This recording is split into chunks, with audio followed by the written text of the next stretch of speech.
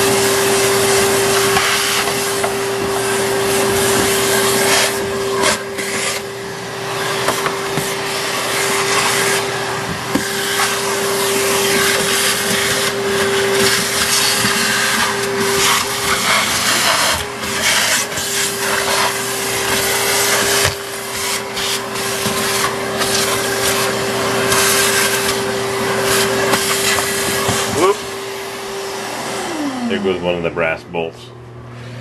Well, now it's a lot cleaner. Oh,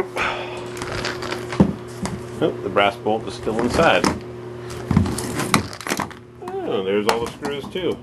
Those screws can go in the garbage. They're junk. I use real screws. Number 14s. By, boy, I was just looking at metric yesterday. 2 inches. 40 centimeters? 4 centimeters? I was just looking at the scales yesterday. These are real screws. Man's fat screws. Just like, I'm gonna say just like my girlfriend.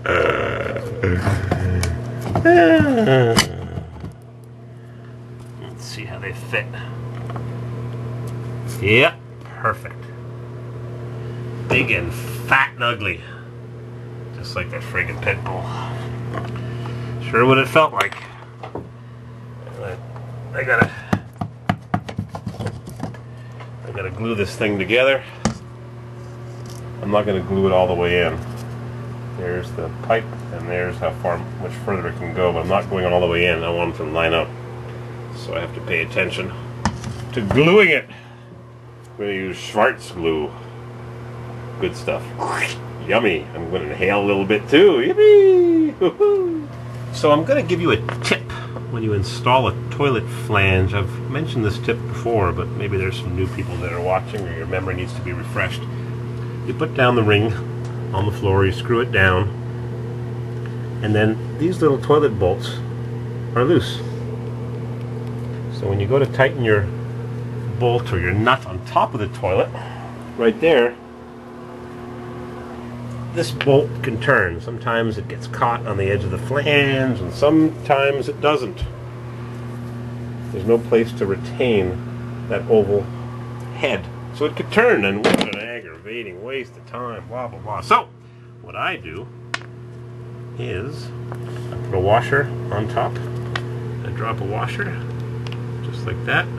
Doesn't matter if you're using a metal flange or a steel.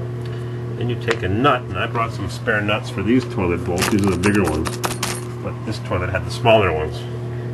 Total difference of 5 cents, but whatever. Then I take the nuts that I stole from the toilet bolts that came in the bag. That one doesn't go in. Should be the same thread. Yeah, we're having our problems. Nothing's ever so simple, huh?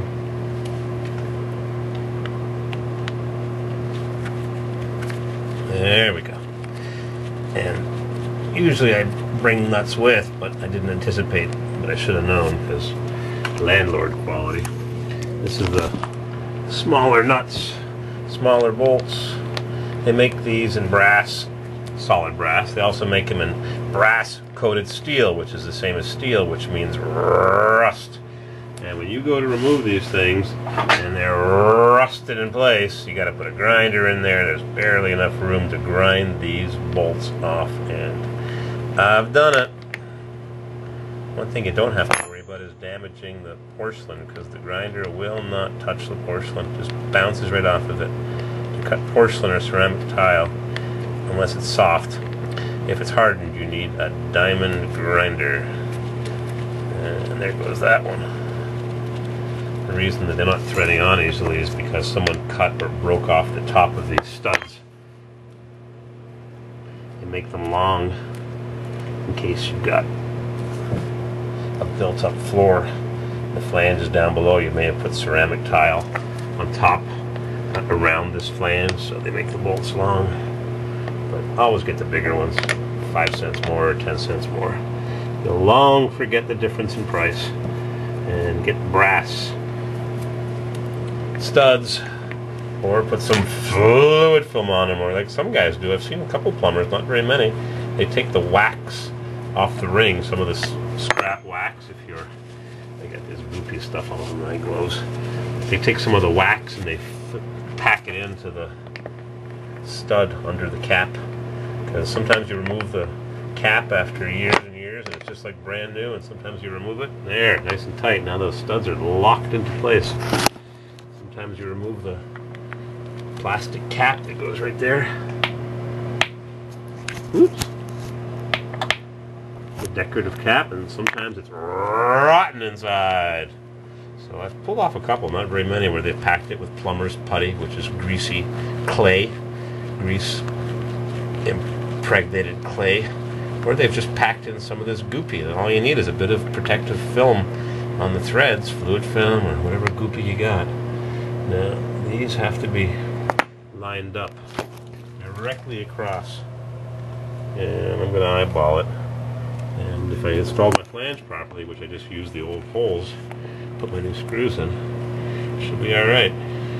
Don't have a lot of leeway here. You tighten that down, and you'd think they'd give you the extra nuts in the bag and washers so you can tighten down your studs, but look at that. Now they're rock hard. When it comes time to remove this nut later on, this thing doesn't turn. You got to put a side cutter on it. What a pain in the butt. Now something else I'm going to do here, because this screw didn't go into anything, maybe a little rotten or a split.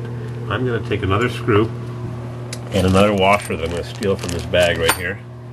And I'm going to put a screw right there. I'm going to put in one of my big fat screws, like my big fat girlfriend, right there.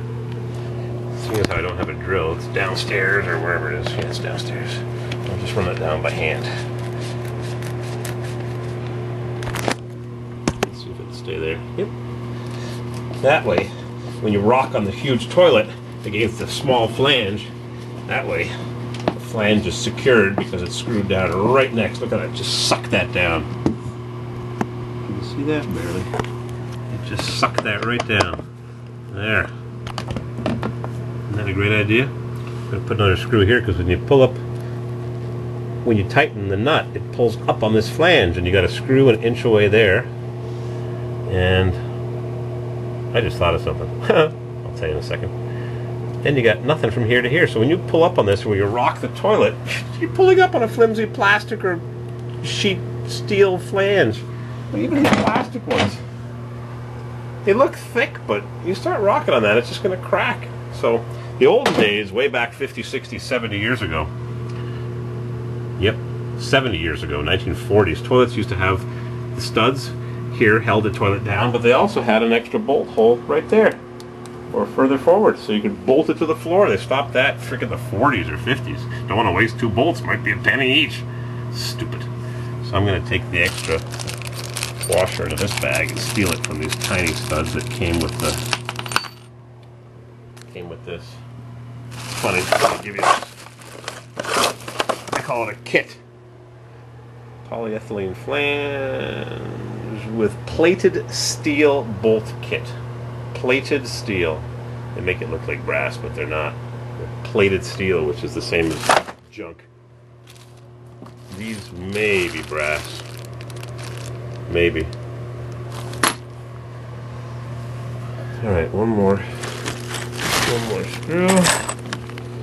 Let's see when I bought these. I dated it. Yep. Rona 503, May 2003, $8.26.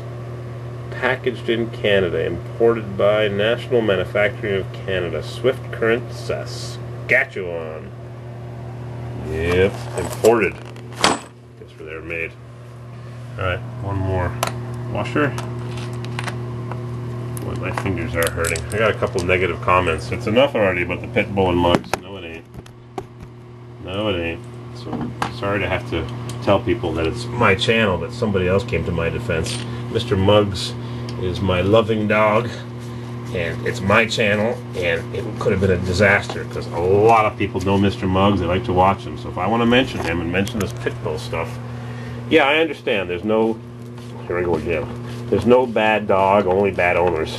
But you can't let these dogs run free in the city, or anywhere for that matter. They're too dangerous, and owners can't be relied on to train them and control them. Rant rave. Out with the lead. I won't carry on too much. It served well for 100 and something years. Junk. Fresh and new. Well, almost. Now I have to go downstairs and glue this on, but I'm not going to push it up all the way because it'll be too tight to the floor like that. It has to be down just like that much. If I push it up all the way, it'll be too tight, but I'm using a rubber adapter, so I have some play. And I have different flanges, and they all go back because I didn't have the right one. I'm going to use that one.